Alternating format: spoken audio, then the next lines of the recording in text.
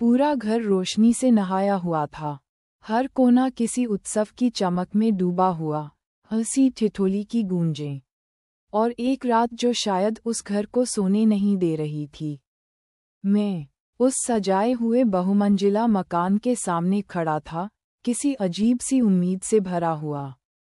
मैं नहीं जानता था कि क्या करना है, कहाँ जाना है, बस उसका चेहरा ढूंढ रहा था। ये संयोग नहीं था कि उसकी नज़रों ने मुझे देख लिया, उसने जान लिया था कि मैं आऊंगा। पहले हैरानी, फिर एक झलक मोहब्बत की, और फिर डर। उसकी आंखों ने बहुत कुछ कह दिया। उसकी तेज मगर थरथराती चाल की आहट सुनाई दी। उसकी सांसें वैसी ही थीं जैसे हमारी आखिरी मुलाकात के बाद, भीतर तक जली हुई। वो मेरे पास आकर खड़ी हो गई, बिना कुछ कहे, लेकिन उसकी आंखों ने सब कह दिया। वो हमेशा से आंखों से बोलती थी, और उस भाषा को समझने वाले बहुत कम थे। मैंने कहा था कि मैं आऊंगा। मैंने उसकी आंखों के सवालों का जवाब दिया। अचानक जैसे उसे होश आया कि हम कहाँ खड़े हैं, उसने मेरा हाथ पकड़ा और बाहर की सीढ़ियों से ऊपर छत के उस छोटे से कमरे की ओर खींच लिया, जहां हम पहले भी कई बार मिले थे। वहां की दीवारों ने हमारी आखिरी मुलाकात भी देखी थी। मैं 1 घंटे में लौटूंगी, दरवाज़ा बंद रखना, वो बोली और मेरी आंखों में एक पल के लिए ठहर गई। शायद सबके सो जाने के बाद लौटने के लिए। मैं उस कमरे से वाकिफ था, कई बार वहां आए थे हम। हम जानते थे कि हमारा रिश्ता मुमकिन नहीं। अलग जातियां, अलग समाज, रूढ़िवादी परिवार, हम भाग सकते थे, लेकिन उसके माँ-बाप का दिल तोड़ने का ख्याल हमें रोक देता था। हमने कभी इन बातों पर खुलकर चर्चा नहीं की, बस सब जानते थे। बिना शब्दों के, मैंने अपनी जिंदगी के सबसे खुशहाल पल उसी के साथ बिताए थे। हम दोनों थोड़े पागल थे, वैसे पागल जो सिर्फ एक दूसरे को समझते थे। बारिश बिना भीगे नहीं छोड़ी। रातें जागते काटी, दफ्तर की नींदों में खोई, ठंड में आइसक्रीम खाए, बिना मंजिल के घूमे, अजीब जगहों पर प्यार किया, बिना संगीत के नाचे। खुशी में रोए, गम में मुस्कुराए, क्योंकि हम समझते थे एक दूसरे को। हम आत्मा के साथी थे, जो साथ रहने के लिए नहीं बने थे। पिछले साल एक दिन उसने बताया कि उसकी सगाई तय हो गई है।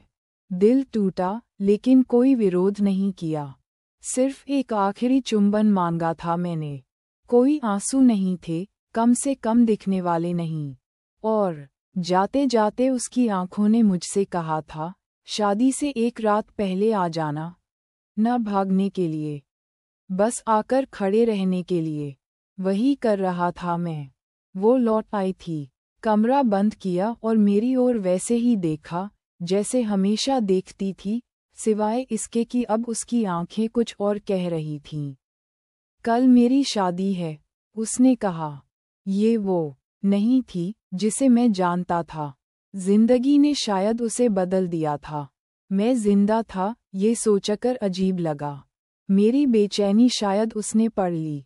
मुस्कुराई और मेरा हाथ थामा। मैं जानती थी तुम आओगे, लेकिन मैंने दुआ की थी कि तुम न आओ। फिर एक लंबी चुप्पी। उसका बिखरा हुआ बाल, उसे ऐसे ही खुले बालों में सबसे सुंदर लगती है। फैलता हुआ काजल, जैसे कोई छुपकर रोया हो। उसकी प्यासी आंखें, वो एक चुंबन चाहती थी। मैं उसके होंठों की ओर झुका, और वो भी। वो चुंबन 1 मिनट चला। वो दिल से मुस्कुराई और मुझे लगा कुछ भी नहीं बदला। तुम मुस्कुराती हो, तो बहुत खूबसूरत लगती हो, मैंने कहा। कौन नहीं लगता? उसने पूछा। क्या तुम रोज मुझे याद करती हो? मैंने पूछा। रोज कई बार, हर सेकंड नहीं। एक ही इंसान को हर सेकंड याद करना मुमकिन नहीं होता ना। उसने कहा। लोग प्यार में बहुत बढ़ा चढ़ाकर बातें करते हैं, मैंने जवाब दिया। चलो भाग चलते हैं, उसने कहा, जल्दी में, जैसे कहने की हिम्मत जुटा रही हो। मैं कुछ कह नहीं पाया। मैं हमेशा यही चाहता था, लेकिन डर था कि वो कभी मुझे इसके लिए माफ़ नहीं करेगी। फिर भी उस पल मैं कुछ नहीं सोच सका, बस उसे चाहता था। तुम्हारे माँ बाप? मैंने पूछा। पता नहीं, उसने कहा। तुम्हारा मंगेतर?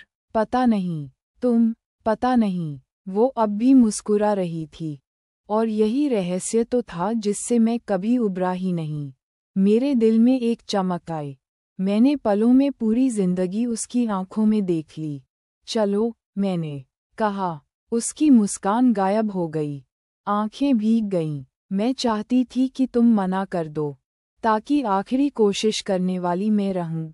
उसने कहा। तो चलो नहीं जाते, मैंने कहा, दिल के टुकड़े समेटते हुए। हम मुस्कुरा दिए। उसके बाल हवा में उड़ रहे थे। हाथ ठंडे हो चुके थे। हमें पता था, अब मुझे जाना है। जाने से पहले रोने से बचना है। बाय, लव यू, मैंने कहा। उसकी आंखों से आंसू बह निकले। उसने मुस्कुराने की कोशिश की।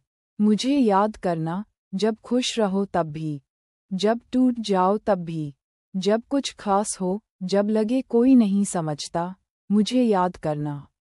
मेरी सालगिरह पर रोना, बारिश में भीगना, मेरी कविताएं लिखना, वैलेंटाइन डे पर आंसू बहाना, मुझे हर जगह ढूंढना, लोगों को हमारी कहानी सुनाना, उन लोगों को अनसुना करना जो कहें ये कहानी बेवकूफ़ी है, क्योंकि हमारी कहानी जैसी कोई नहीं। वो बोली। मैंने बस सिर हिला दिया। और वही हमारी आखिरी बातचीत रही। उसकी आंखों ने भी यही कहा। मैं निकल पड़ा। हर कदम 1000 मील जैसा लगा। दिल टूटता रहा, पर मैं चलता रहा। आखिरी बार मुड़कर देखा। उसकी आंखें कह रही थीं, वापस आ जाओ, ले चलो मुझे। मैं ठिठक गया। पहली बार लगा शायद मैं उसकी आंखें समझ नहीं पाया। क्या वो सच में चाहती है कि मैं उसे रोकूं, या फिर वो चाहती थी कि मैं न रोकूं? मैं उलझ गया। अगर मैं वापस गया और वो न आए, तो? या फिर वो मेरे लौटने पर आ जाए, लेकिन मुझे दोष दे कि उसने अपने माँ बाप का दिल तोड़ा? मैंने चलना जारी रखा। शायद पछताऊंगा, लेकिन अगर वो लौटना नहीं चाहती, तो पछतावा और गहरा होगा। ठंडी रात में मेरे आंसू भी ठंडे थे। रात सब जानती है। दिन में लोग मुखौटे पहनते हैं, रात में सच्चाई बाहर आती है। रात जानती है किसका दिल टूटा, किसने क्या सहा। मैं चला गया, पीछे मुड़े बिना। एक खुशदर्द था, जैसे शक्कर से ढकी चाकू की धार। हम हमेशा एक दूसरे से मोहब्बत करते रहेंगे। शायद कभी ना मिलें, लेकिन महसूस करेंगे। हम किसके साथ जिंदगी बिताते हैं, क्या बनते हैं, ये मायने नहीं रखता। हम एक दूसरे की बारिश बनकर रहेंगे। लोग कहेंगे हम कायर थे, पर अगर गौर से सोचो, तो जानोगे हम सबसे बहादुर थे।